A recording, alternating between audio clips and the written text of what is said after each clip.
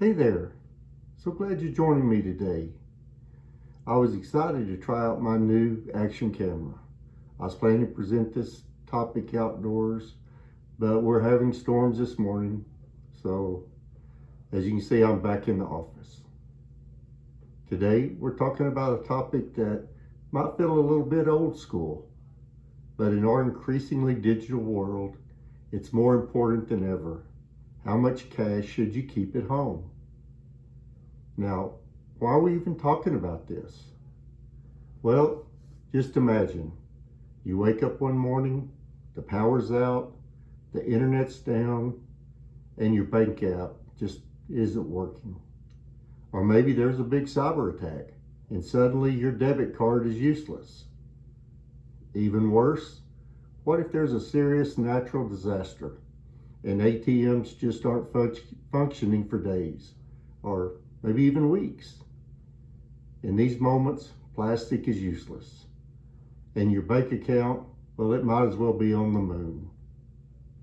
So yes, what got me thinking about being prepared? Well, a couple of nights ago, we had a large, what they call supercell thunderstorm roll into the city. Tornadoes were bouncing around. The tornado alarms were going off. The winds were howling. The rain and the hail was blowing sideways. It was pretty intense. Thank goodness there was not a lot of damage except for the trees. But at the time, we were scrambling to get the dog and the cats ready, so if we needed to get to the bathroom and cover up with blankets, we'd be ready to go. Well, one of our bathrooms, that's our safe room in case of a tornado.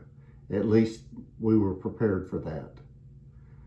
So the next morning, while I was out cleaning up leaves and branches, man, I was being thankful the storm wasn't any worse.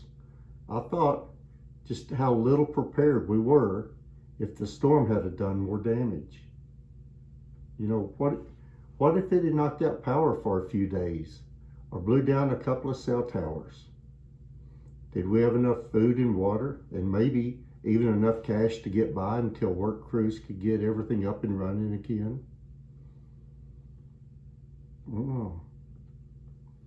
So folks, having emergency cash isn't about doomsday prepping. It's about common sense preparedness.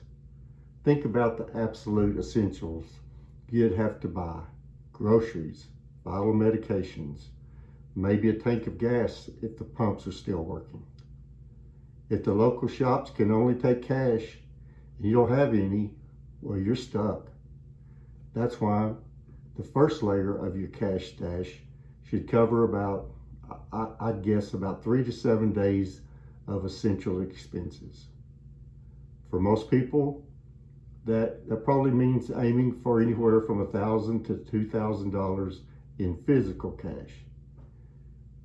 That should be enough to get you through the initial shock or that short-term outage. For example, if your must-have daily spending is around $100, then $700 covers a full week. Not for lavish dinners, but for survival. Now, some of you may be thinking, well, what about months? What if it's a really prolonged crisis and like a major, a bank run or a total system collapse? You know, that's the worst case scenario that I think we often hear about. Maybe it's called a black swan event. For that, you might consider keeping up to a month's worth of essential expenses in cash. But I need to be really clear here. It's a significant amount of money to have lying around, and it comes with bigger risk. You have to balance preparedness with the security of your assets.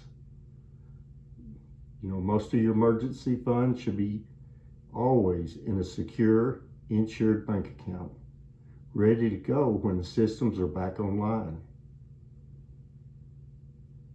So if you're building this cash stash, here's some really important things I think you need to think about. Denominations matter.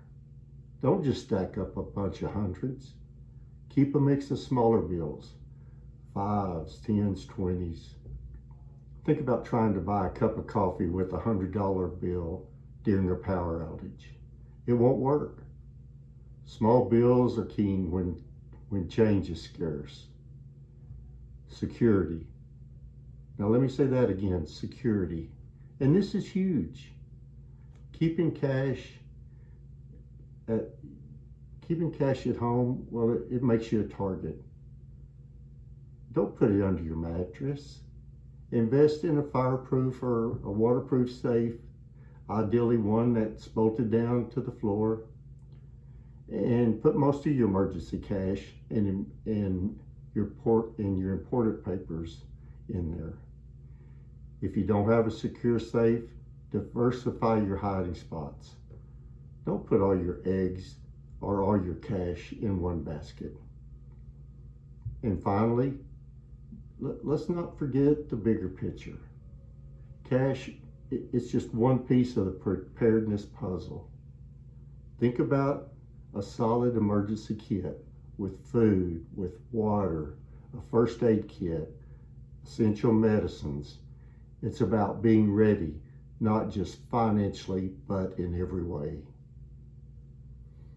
So while we all hope those short-term or worst-case scenarios never happen, having a reasonable amount of cash on hand, well, that's just smart.